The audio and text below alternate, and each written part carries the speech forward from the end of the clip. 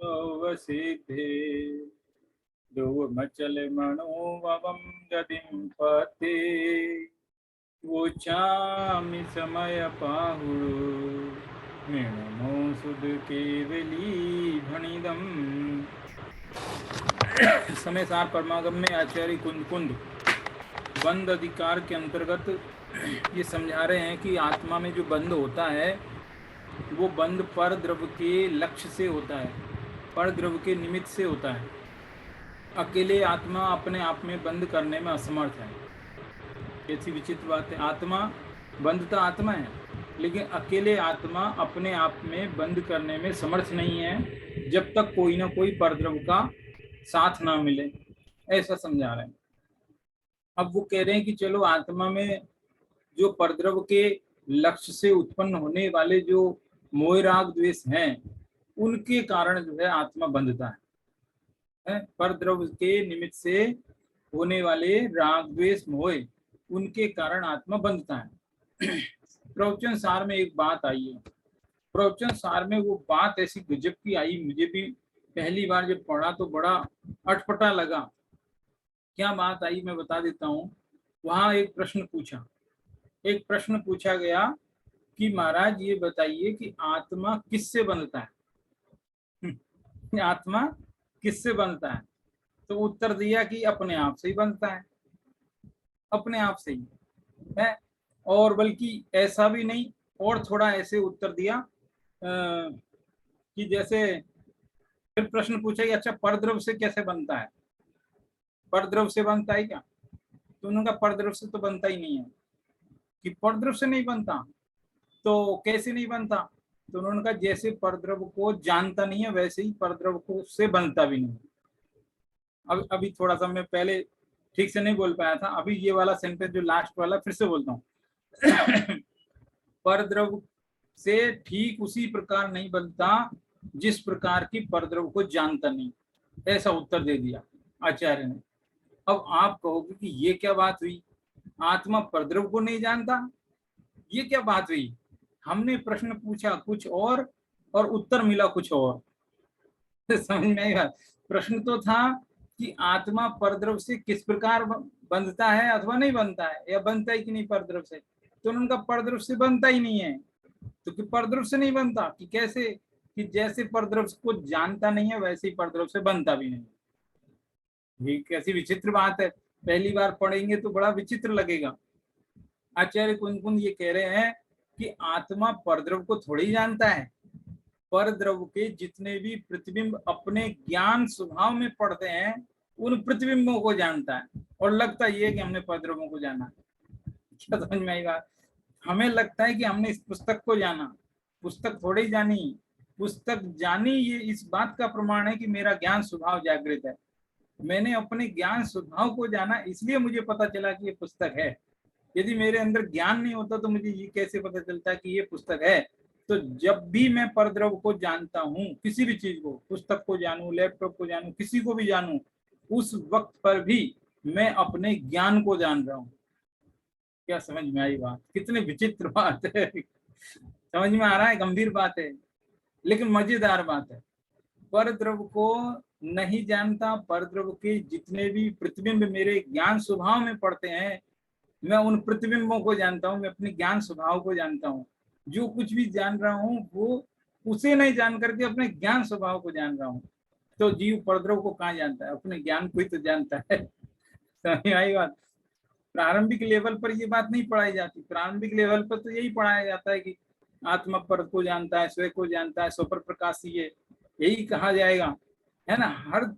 हर sentence, हर वाक्य अपनी अपनी अपेक्षा से एकदम सही है, गलत तो वो भी नहीं है, गलत ये भी नहीं है। देखा जाए तो ज्ञान स्वभाव स्वपर प्रकाशी हुआ कि नहीं हुआ? अपने ज्ञान को जाना और उस ज्ञान में पड़ने वाले परद्रव्यों के प्रतिबिंबों को भी जाना, तो स्वयं को भी जाना, पर को भी जाना। लेकिन वास्तव में देखा जाए तो वे परद्रव कहाँ, वो तो परद्रव के आकार वाले अपने ही ज्ञान के आकार हैं, इसलिए उनको जाना। समझ में आया प्रश्न? आत्मा परद्रव को नहीं जानता, स्वयद्रव को ही जानता है। ऐसे ही आत्मा परद्रव से नहीं बनता, स्वयद्रव से ही बन जाता। ऐसा उत्तर दिया कि परद्रव से नहीं बनता। हम तो सुने कि कर्मों से बनता है, राग द्वेष से बनता है, राग क्या द्रव कर्म, भाव कर्म, नो कर्म, इनसे बनता है। और आप कह रहे हो कि इनसे नहीं बनता, अपने आप ही बन जाता है अपने आप से। कि हाँ, अपने आप से ही बनता है। ये रागादि भाव स्वयं में ही उत्पन्न होते हैं और उन रागादि भावों से स्वयं ही बन जाता है। कैसे बनता है? एक ज्ञानी को भी रागादि होते हैं, अज्ञानी को भी रागादि होते हैं, तो फिर बंधना दोनों को चाहिए कि नहीं, दोनों नहीं बनते हैं। जो उस राग स्वभाव में एकत्व करता है, ऐसा जो अज्ञानी है वही बनता है। और जिस ज्ञानी को उस राग स्वभाव से एकत्व ममत्व टूट गया है, वो ज्ञानी उस राग से नहीं बनता है। ऐसी विचित्र बात है। थोड़ी सी अपनी भूमिका से भी काफी आगे किसी बात लगती है, लेकिन है ऐसी बात कि वो जो जीव है वो अपने राग से बनता है, अपनी मान्यता से बनता है। बांधता कोई परद्रव थोड़े ही है। कौन किसको बांधे? एक द्रव दूसरे द्रव के साथ मिलता ही नहीं है, अबध स्पष्ट है। लेकिन फिर भी बंधने वाला व्यवहार चलता तो है। व्यवहार कहने में भी आता है कि जीव बंध गया, परद्रव ने बांध लिया, लेकिन वो बांधता अपनी मान्यता से है। परद्रव नहीं बांधता है, अपनी मान्यता से ही बंधता है। तो ये जो बात है, ये बात इस बंद अधिकार में भी कहीं ना कहीं इनडायरेक्टली ये बात चल रही है। इसी टाइप की बात चल रही है, ये बात इसी टाइप की चल रही है। इसीलिए मुझे प्रवचन सार की बात याद आई। अब इसमें जो लास्ट गाथा हमने पढ़ी थी, उस लास्ट गाथा में ये कहा था कि हे गुरुजी, ये बताइए कि जो जो मोह कर्म की परिणति बंद निदान कही तुम सब, संतत भिन्न शुद्ध चेतन सो तिनको मूल हेतु कहू अब। उनका मूल हेतु अब कहिए कि वो जो मोह राग द्वेष की जो संतति उत्पन्न हो रही है मेरे ज्ञान स्वभाव में, वो मेरी है या खुदगल की है? किसकी है वो? क्योंकि मेरी तो आप कह नहीं रहे, कह रहे कि आप तो वो तो विभाव है, तुम्हारा है नहीं। तो अब किसकी मानूं? खुदगल की मानूं क्या है? खुदगल में उत्पन्न हो नहीं रही, उत्पन्न तो मुझ में हो रही है। तो अब मेरी मानूं खुदगल की मानूं, ऐसा ऐसा प्रश्न है। उस प्रश्न के उत्तर में आज की दो गाथाएं कही गई है। उस प्रश्न के उत्तर में आज की दो गाथाएं कही गई है, जो इस प्रकार है। जय फलीय मणि शुद्धो न स्वयं परिणमदिरागमादि रंगी अन्नेहिं तुसोरत्तादिहिं दव्येहिं एवमणानि शुद्धो न स्वयं परिणमदिरागमादिहिं। यहाँ मिस्टेक से रागा लिखा है, रागा नहीं, राग ही है। एवमणानि शुद्धो न स्वयं परिणमदिरागमादिहिं रायिज्यदियन्नेहिं दुसोरागादिहिं दोषेहिं। एक गाथा एक उदाहरण से ये बात को समझा रही कि आत्मा का स्वभाव रागादि रूप होना है और परद्रव उसमें निमित्त बने तो ही होना है, उसके बिना नहीं होना है। और ऐसी चीज दुनिया में वो ढूंढ के हमको बता रहे हैं कि देखो, जैसी ये वस्तु है ऐसी हमारी आत्मा है। कि कैसी वस्तु? कि फलीय मणि। फलीय मणि का मतलब होता है स्फटिक मणि। स्फटिक मणि तो आपने देखी होगी, एकदम ट्रांसपेरेंट होती है। आजकल तो उस स्फटिक मणि की प्रतिमाएं भी बनने लगी है मंदिर में। कई मंदिरों में स्फटिक मणि की प्रतिमाएं भी होती है, एकदम आर पार ट्रांसपेरेंट सब कुछ दिखाई देता है। जिस कलर का कोई भी वस्तु उसके समीप रख दी जाती है तो उसी कलर की वो प्रतिमा भी हो जाती है।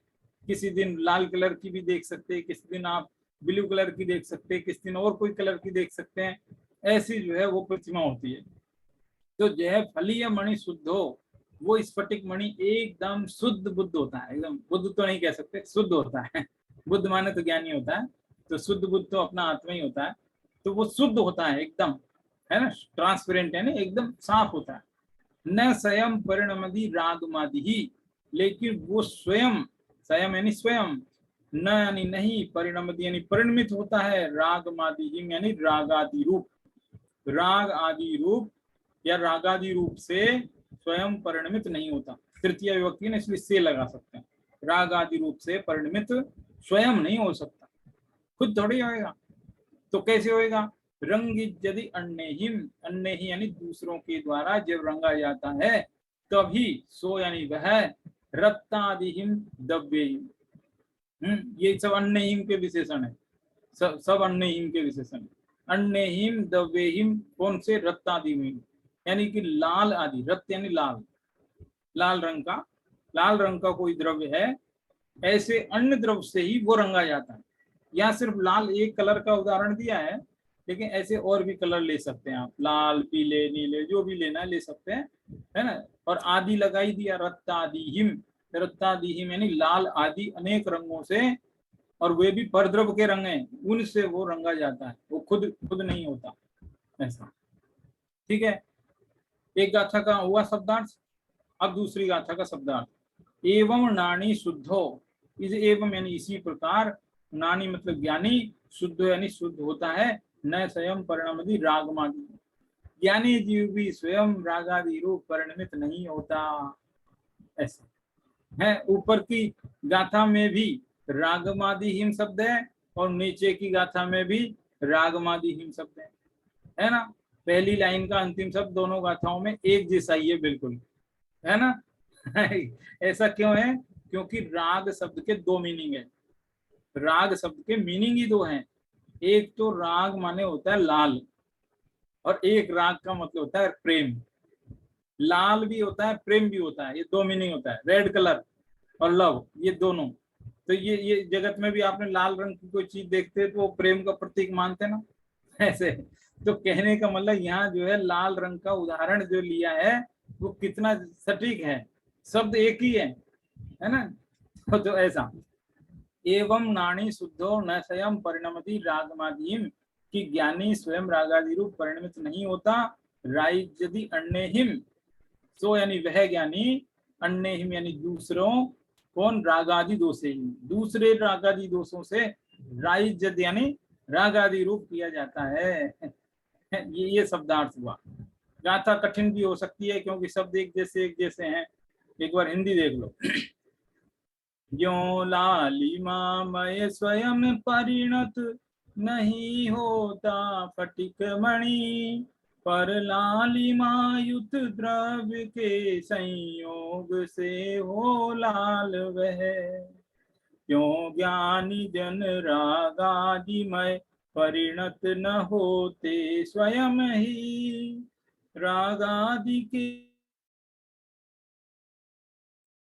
आते रागमय। वे जो ज्ञानी हैं वे स्वयं रागादि रूप नहीं होते हैं, बल्कि रागादि के उदय से ही वो रागमय किए जाते हैं, है ना। तो इस प्रकार से ये मूल गाथा, उसके शब्दार्थ और जो है हिंदी पद्यानुवाद पढ़ लिया। मूल बात तो काफी कुछ समझ में आ गई होगी। कहने का अर्थ ये है कि आत्मा में उत्पन्न होने वाले जो रागादि भाव है, मोह भाव है, विकारी भाव है, वे सब भाव आत्मा के स्वभाव भाव नहीं है, विभाव भाव है, अपोजिट है। वो सब आत्मा के हितकारी नहीं है, अहितकारी हैं।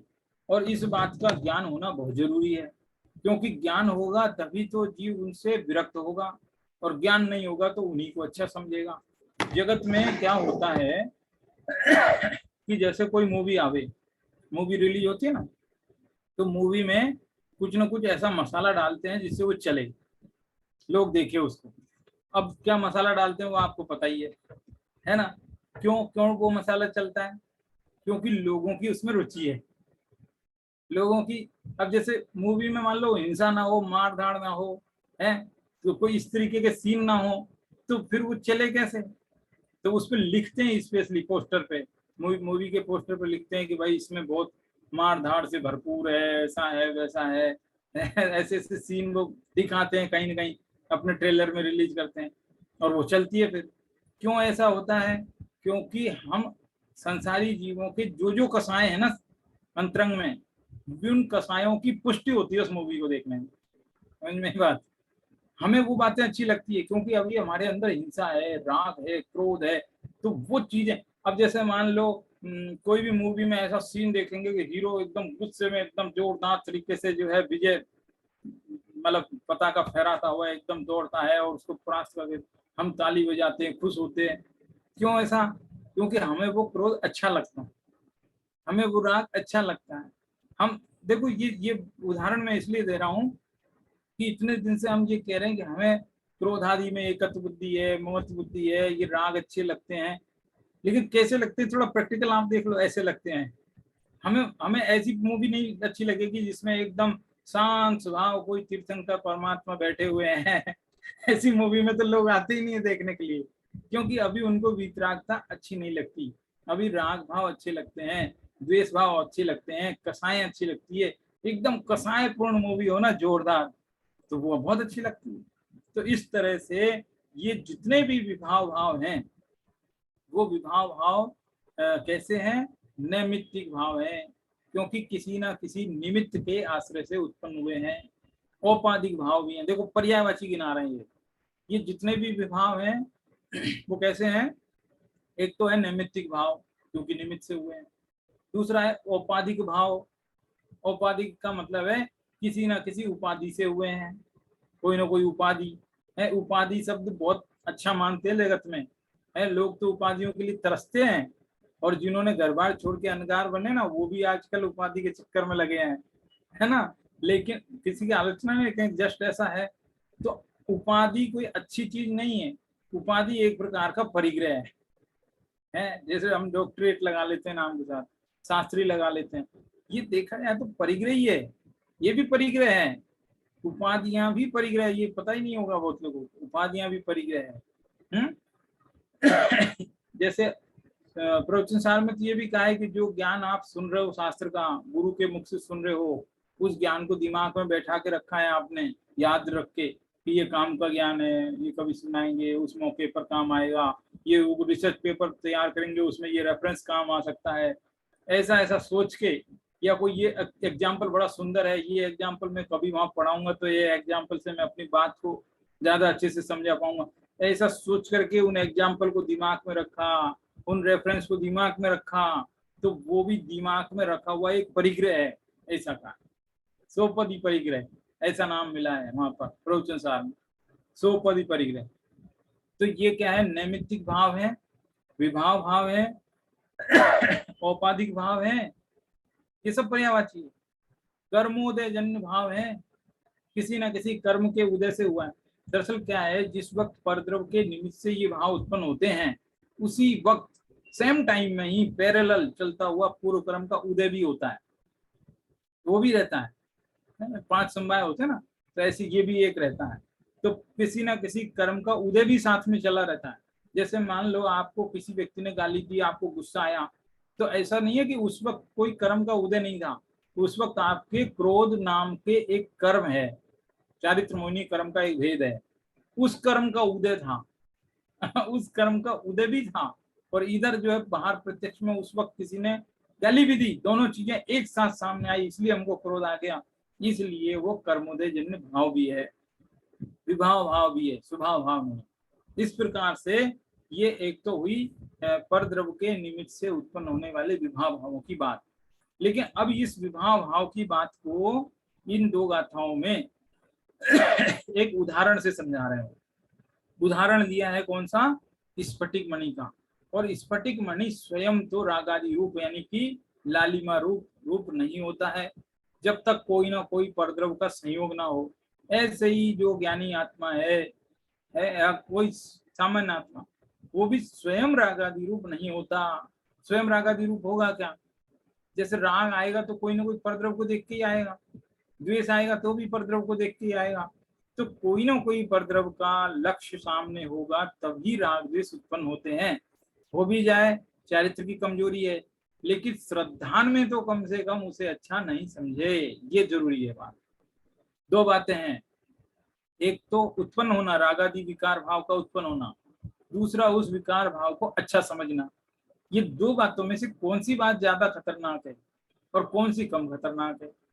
रागादि भाव उत्पन्न होना ये बड़ी प्रॉब्लम नहीं है, लेकिन रागादि भाव को अच्छा समझना, इस राग से मेरा भला हो जाएगा है, ऐसा सोचना, वो ज्यादा खतरनाक बात है ना।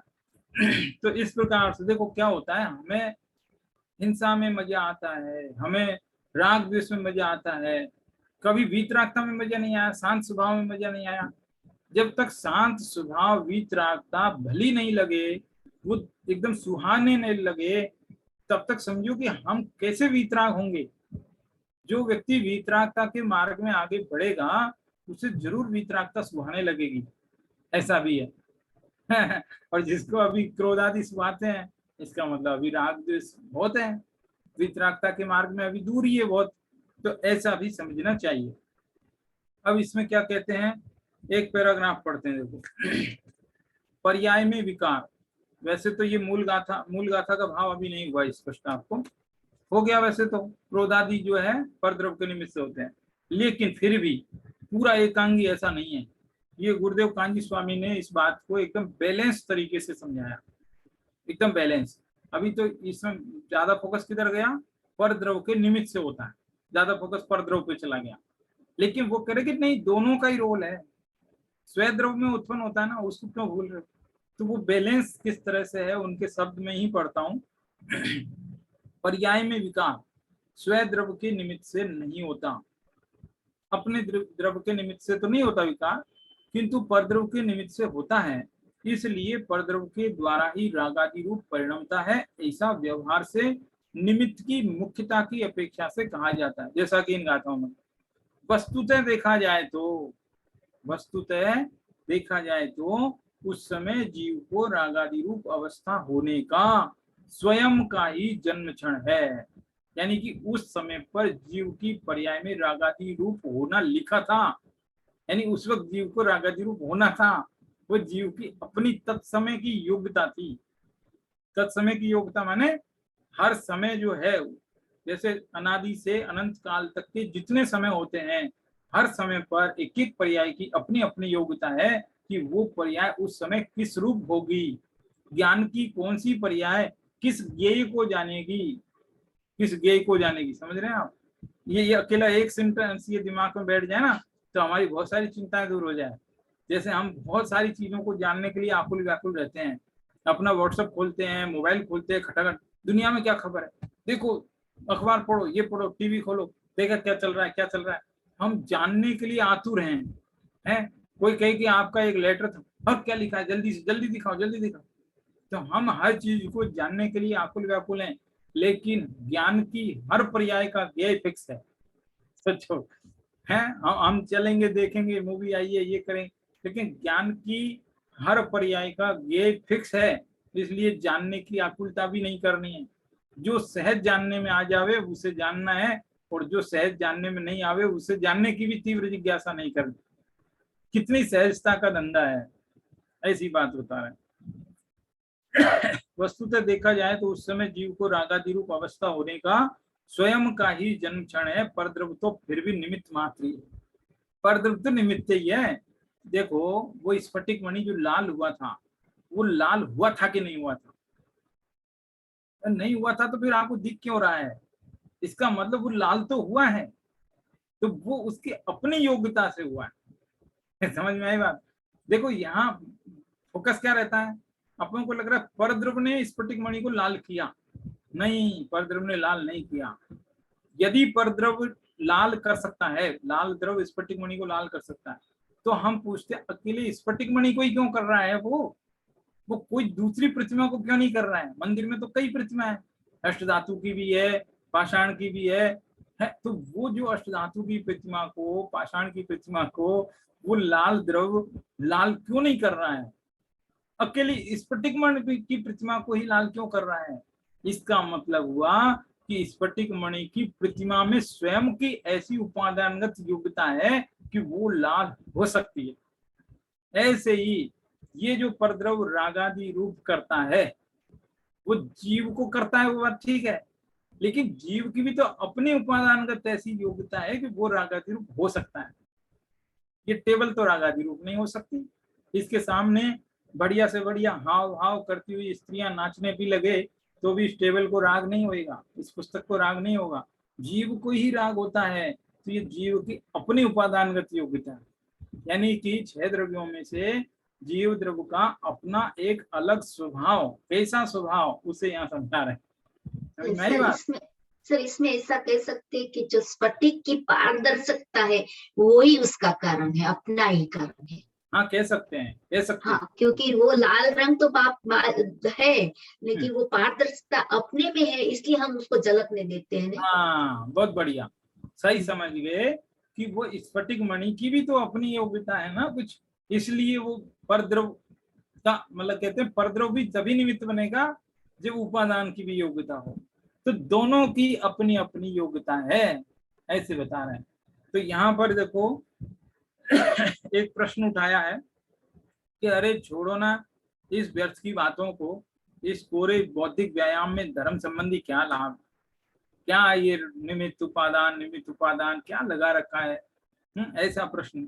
तो उत्तर करे अरे भाई ये व्यर्थ की बातें नहीं है, इसकी यथार्थ समझ से ही धर्म होता है। उपादान क्या है, निमित्त क्या है, ये समझना भी जरूरी है। नहीं तो हम क्या करते हैं, निमित्त को दोष देते बैठते हैं। ऐसा देखो भगवान आत्मा शुद्ध एक ज्ञानानंद स्वरूप स्वयं त्रिकाली ध्रुव है। यदि हम अपने उस ध्रुव आत्मा में अपने उपयोग को ले जावें, उस ओर अपनी दृष्टि करें, तो वह विकार रूप नहीं होता।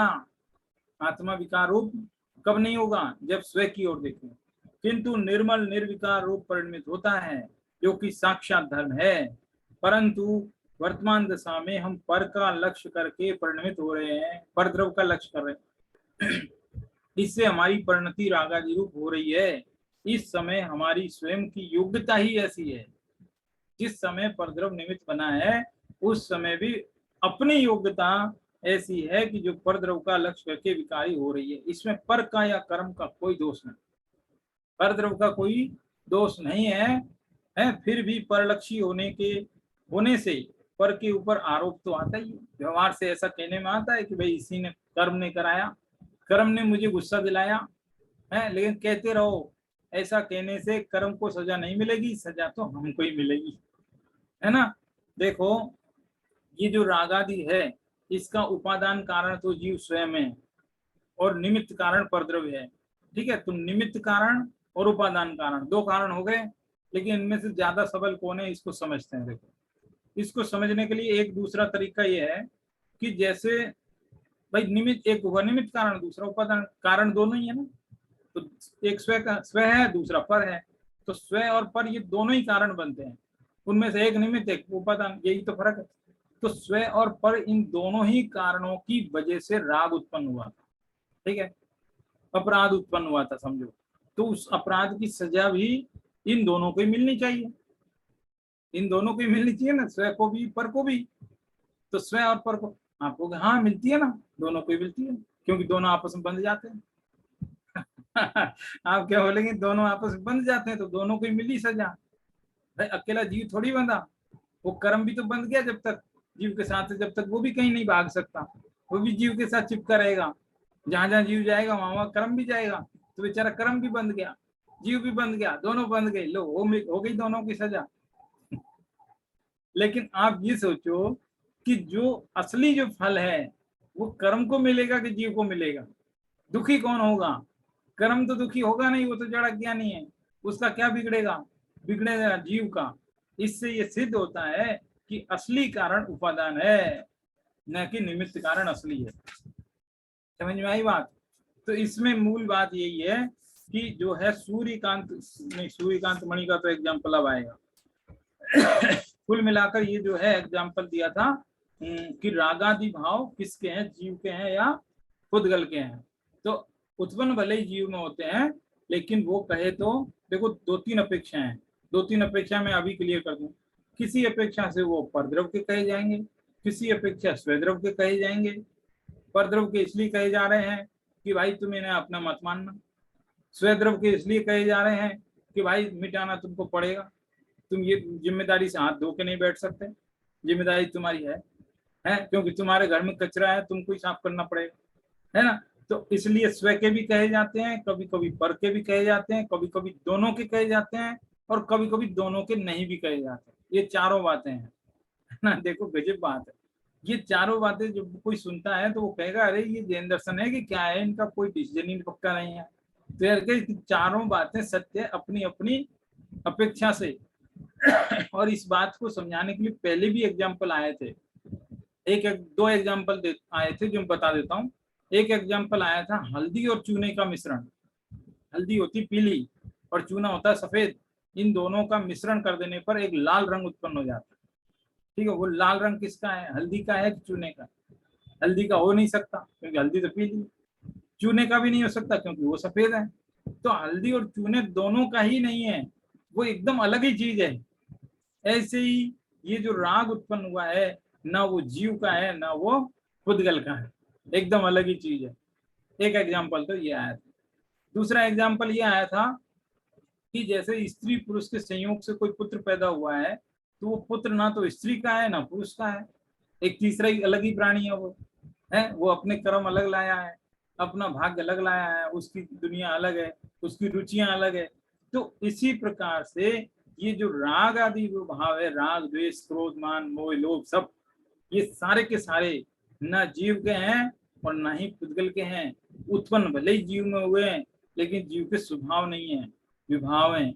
ऐसा जो है समझा रहे। कुल मिलाकर ये गाथाएं हमको जीव का एक अपना विशिष्ट स्वभाव जो सभी अन्य द्रव्यों से एकदम उसको डिफरेंट करता है, मतलब उसको एक अलग स्पेशल कैटेगरी से समझाता है कि वो ऐसा ही स्वभाव है। ऐसा समझो, ऐसे बहुत एग्जाम्पल आपको मिलेंगे जगत में। जैसे कोई बीज है, वो मिट्टी में ही क्यों उगता है, पत्थर पर क्यों नहीं उगता? भाई मिट्टी का स्वभाव ही ऐसा है, वो बीज का भी स्वभाव वैसा है।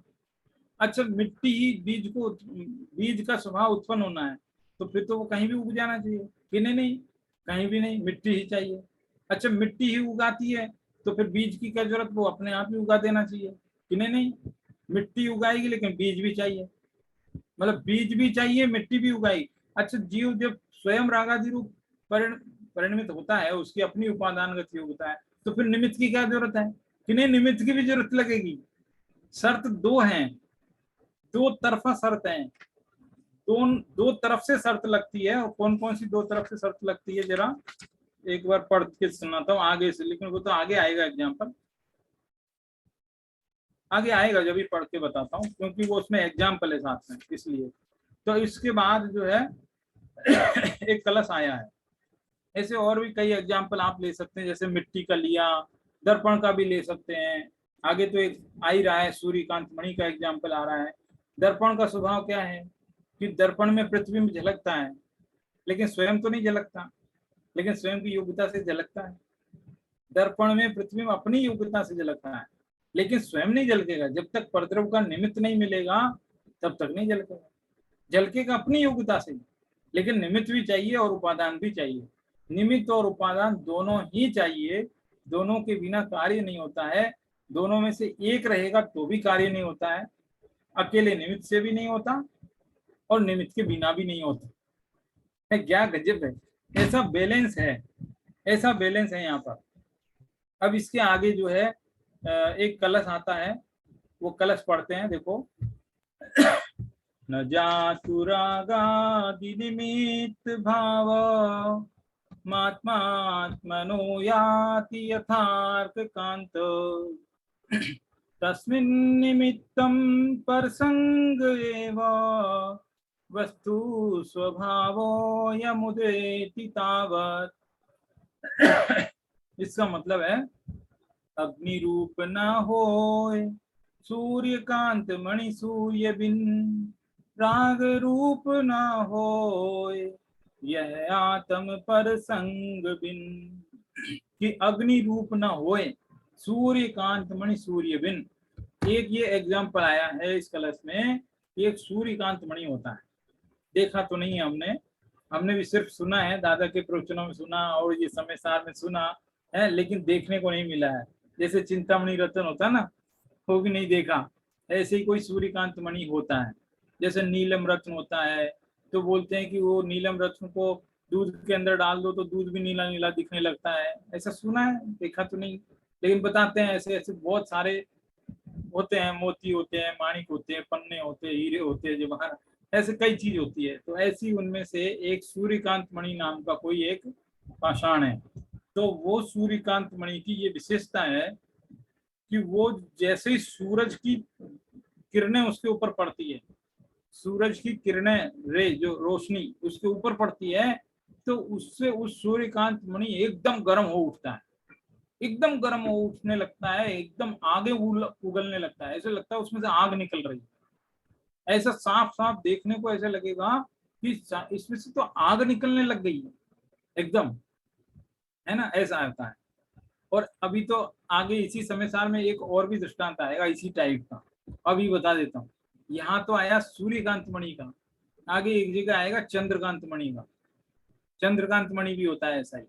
उस चंद्रकांत मणि की ये विशेषता है कि जैसे ही चंद्रमा की किरणें उसके ऊपर पड़ती है तो उसमें ऐसा लगता है एकदम ठंडा हो गया, एसी से भी ज्यादा। आपके घर में एसी की जरूरत नहीं है यदि चंद्रकांत मणि मिल जाए तो। ऐसा बोलते हैं, चंद्रकांत मणि मिल जाए तो रात को तो एसी नहीं चलाना पड़े, चंद्रमा की किरण उसके ऊपर पड़ेगा तो एकदम ठंडा हो जाएगा जोरदार, ऐसा लगेगा पानी निकल रहा है एकदम ठंडा ठंडा, सब झरना बहने लग गया ऐसा। तो ऐसे मणि होते हैं, कहीं होते हैं कि जाने नहीं होते, लेकिन एग्जाम्पल में तो होते हैं, है ना। तो ऐसा जो सूर्यकांत मणि है वो भी अग्नि रूप न होए सूर्यकांत मणि सूर्य बिन।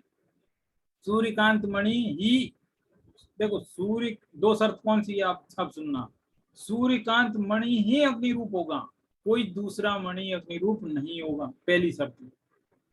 पहली शर्त क्या है कि सूर्यकांत मणि ही होगा, दूसरा नहीं होगा, है ना। और दूसरी शर्त है कि वो भी तभी होगा जब सूर्य की किरणें पड़ेगी, रात में नहीं होगा।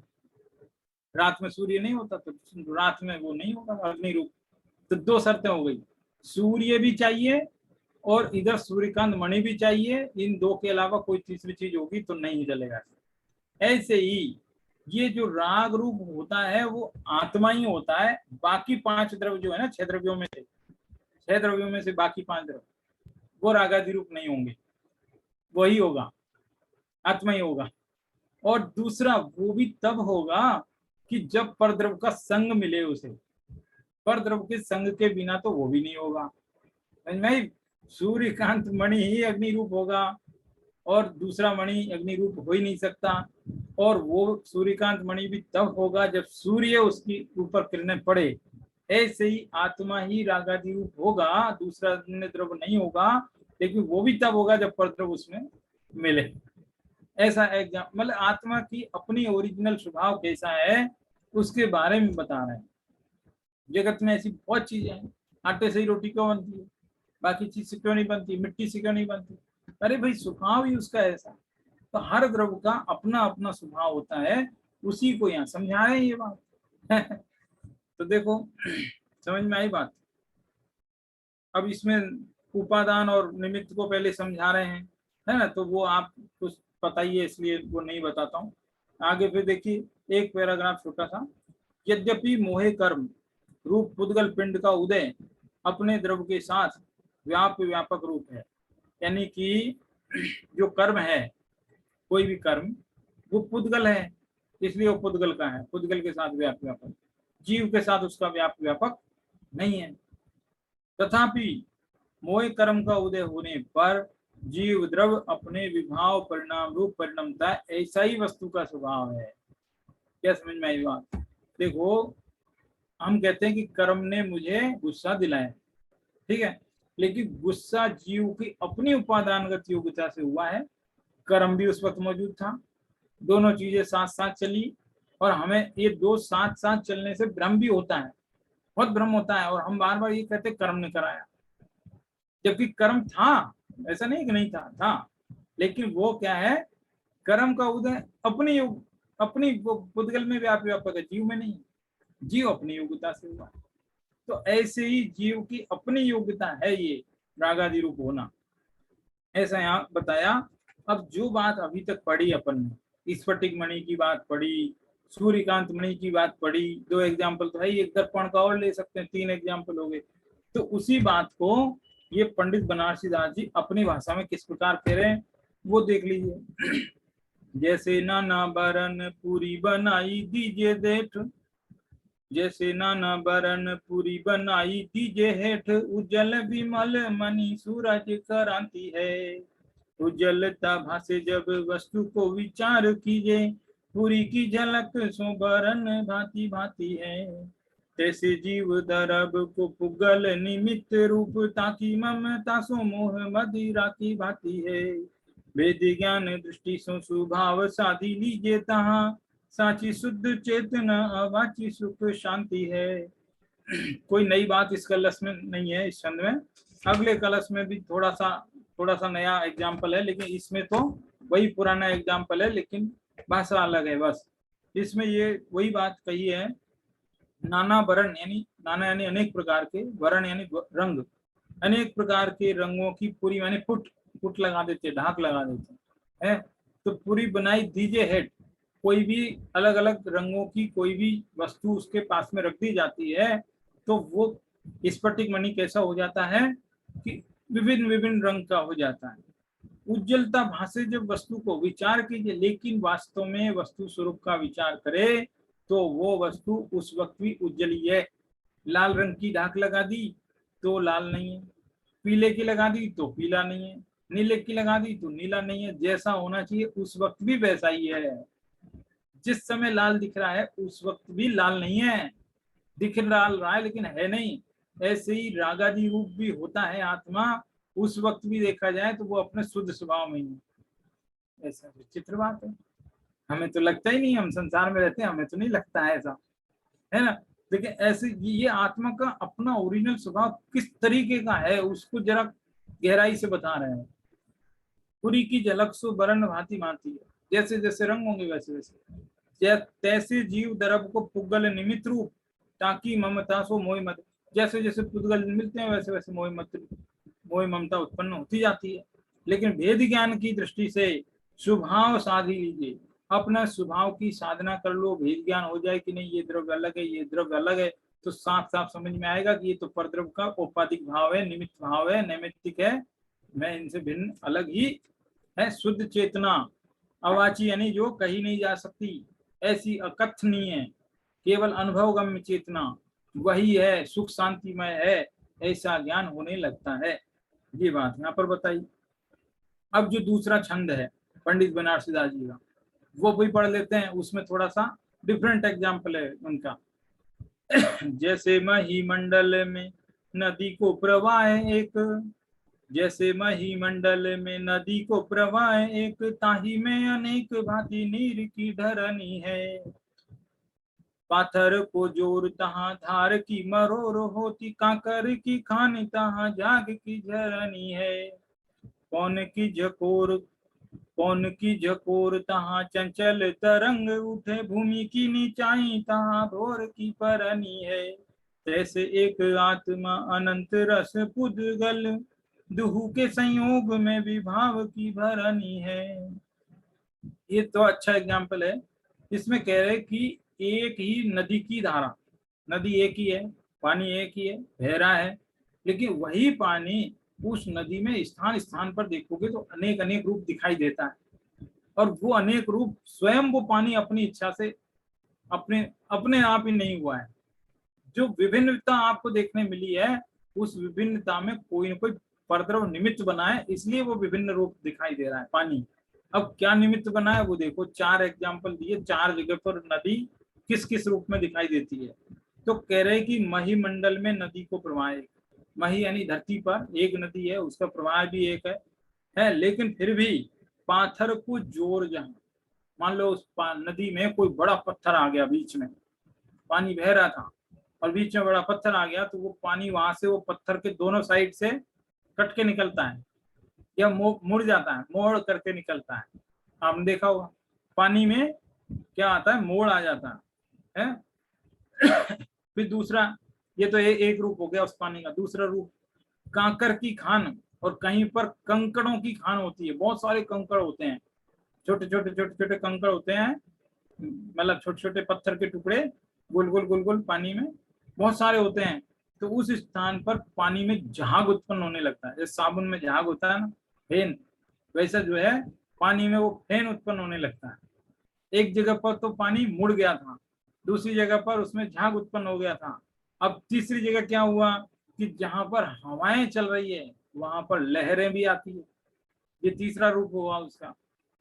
चौथा रूप कह रहे कि जहां भूमि नीची है, गड्ढा जैसा है, ऐसा नहीं कि नीची मतलब बह रही है वो वाला नीचा नहीं, सब जगह एक जैसी है लेकिन किसी एक जगह पर थोड़ी ज्यादा नीची है, ऐसा वाला नीचा। तो वहां पर ऐसा लगता है कि भंवर पड़ गई है, पानी ऐसा लगता है गोल गोल गोल गोल घूम रहा है। आपने अपने ये जैसे सिंक होता है ना अपना बर्तन धोने वाला सिंक, उसमें बहुत सारा पानी भर दो और वो कहीं नीचे रुका हो, फिर उसका रोक को हटाएंगे तो वो पानी एकदम से ऐसा गोल गोल घूम करके तेजी से जाता है ना। तो ऐसे ही कहीं से पानी की वो धरती नीची है तो वहां से वो गोल गोल गोल गोल भंवर पड़ जाती है पानी में। तो चार रूप हो गए ना।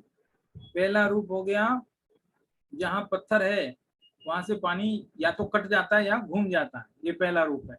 जहाँ कंकड़ होंगे बहुत वहां पर झाग उत्पन्न हो जाता है, ये दूसरा रूप है।